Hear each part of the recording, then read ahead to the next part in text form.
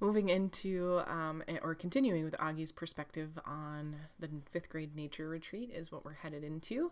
We're going to get to hear a little bit about more about what they're doing, as well as kind of a big event that takes place and kind of changes some things for Auggie. So let's take a look and dive into what's going on at the 5th grade nature retreat.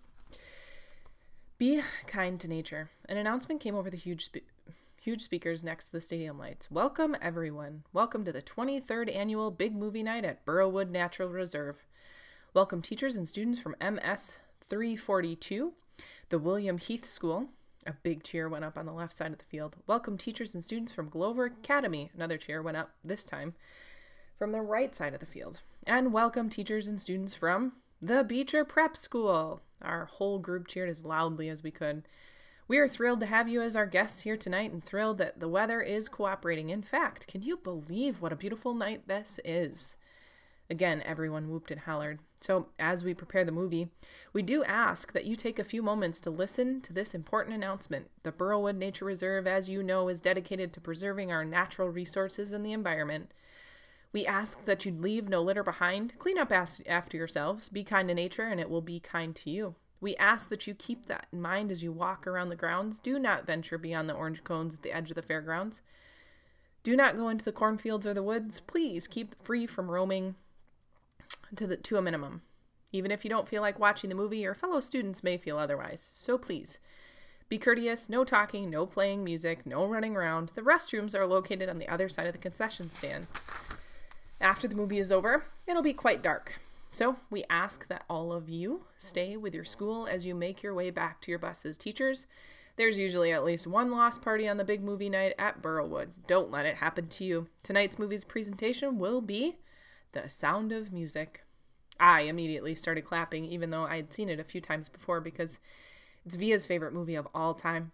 But I was surprised that a whole bunch of kids, not from Beecher, booed and hissed and laughed.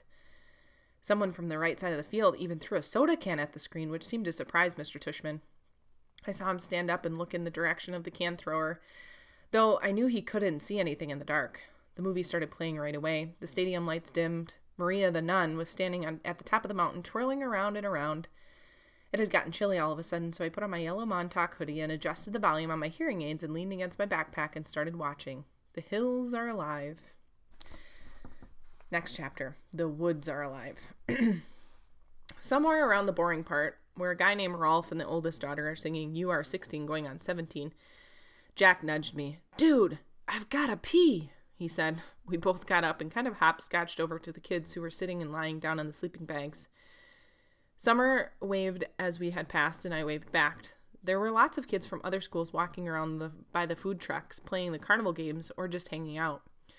Of course, there was a huge line for the toilets. Forget this. I'll just find a tree, said Jack. That's gross, Jack. Let's just wait, I answered. But he headed off to the row of trees at the edge of the field, which was past the orange cones that we were specifically told not to go past. And of course, I followed him. And of course, we didn't have our flashlights because we forgot to bring them. It was so dark now, we literally couldn't see 10 steps ahead of us as we walked toward the woods. Luckily, the movie gave off some light, so when we saw flashlights coming toward us out of the woods, we knew immediately that it was Henry, Miles, and Amos. I guess they hadn't wanted to wait online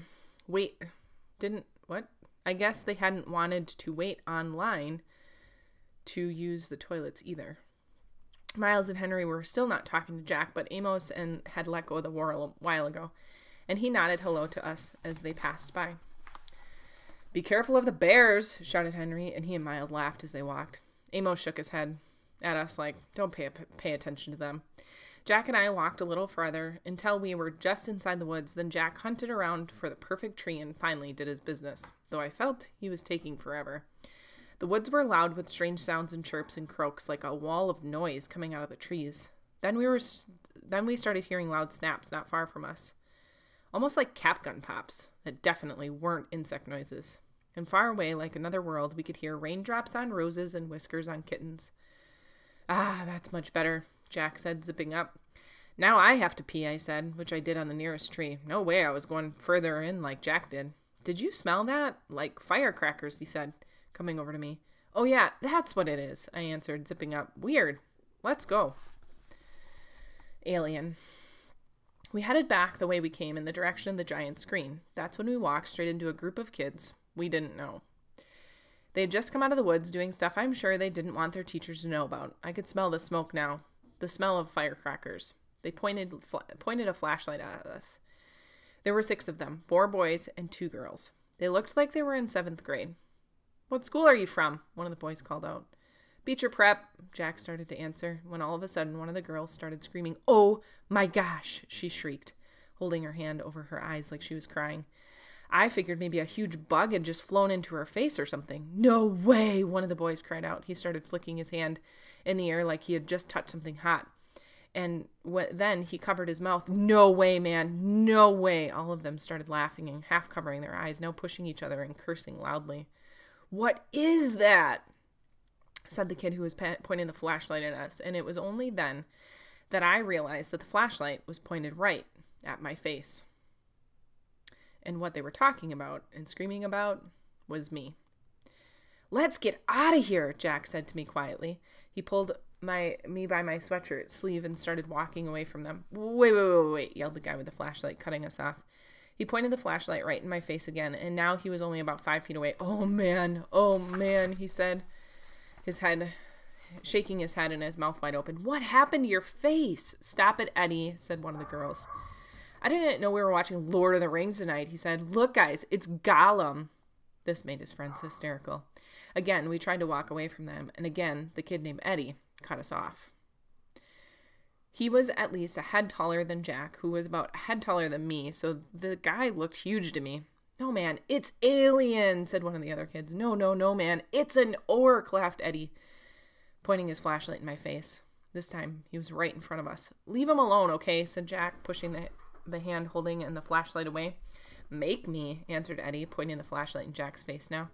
"What's your problem, dude?" said Jack. "Your boyfriend's my problem. Jack, let's just go," I said, pulling him by the arm. "Oh man, it talks," screamed Eddie, shining the flashlight in my face again. Then one of the other kids threw a firecracker at our feet. Jack tried to push Eddie, but Eddie shoved his hands into Jack's shoulders and pushed him hard, which made Jack fall backward. "Eddie!" screamed one of the girls. "Eddie!" screamed one of the girls. "Look," I said, stepping in front of Jack and holding my hands up in the air like a traffic cop. "We're a lot smaller than you guys." "Are you talking to me, Freddy Krueger?" "I don't think you want to mess with me, you ugly freak," said Eddie. And this was the point where I knew I should run as fast as I could. But Jack was still on the ground, and I wasn't about to leave him. "Yo, dude," said a new voice behind us. "What's up, man?" Eddie spun around and pointed his flashlight toward the voice. For a second, I couldn't believe who it was. "Leave him alone, dude," said Amos, with Miles and Henry right behind him. "Says who?" said one of the guys with Eddie. "Just leave him alone, dude," Amos repeated calmly. "Are you a freak too?" said Eddie. "They're all a bunch of freaks," said one of his friends. Amos didn't answer them, but looked at us. "Come on, guys. Let's go. Mr. Tushman's waiting for us." I knew that was a lie, but I helped Jack up and we started walking over to Amos. Then out of the blue, the Eddie guy grabbed my hood as I passed him by, yanking it really hard, so I was pulled backward and fell flat on my back. It was hard to fall. It was a hard fall, and I hurt my elbow pretty bad on a rock. I couldn't really see what happened afterward, except that Amos rammed into the Eddie guy, like a monster truck, and they both fell down to the ground next to me. Everything got really crazy after that. Someone pulled me up by my sleeve and yelled, "Run!" and someone else screamed, "Get him!" at the same time, and for a few seconds I actually had 2 people pulling the sleeves of my sweatshirt in opposite directions. I heard them both cursing until my sweatshirt ripped and the first guy yanked me by my arm and started pulling me behind him as we ran, which I did as fast as I could. I could hear footsteps just behind us chasing us and voices shouting and girls screaming, but it was so dark I didn't know whose voices they were, only that everything felt like we were underwater. We were running like crazy, and it was pitch black, and whenever I started to slow down, the guy pulling me by my arm would yell, "Don't stop!"